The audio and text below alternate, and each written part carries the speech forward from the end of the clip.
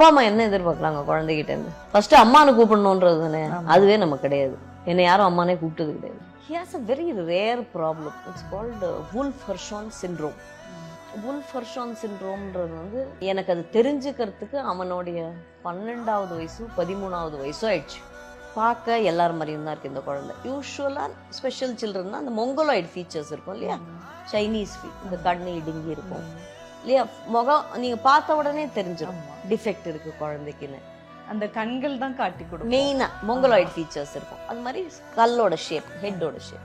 இவனோட வந்து developmental delay இருந்ததை தவிர்த்து பார்க்க ரொம்ப அழகா இருந்தான். அவனுக்கு பேச்சு வரலன்றது தெரியுது, அவனால ஏஞ்சி உட்கார முடியலன்றது தெரியுது. அதான் எதனாலன்னு தெரியல. ரொம்ப வருஷம் neurologist eventually we did what is called a genetic test.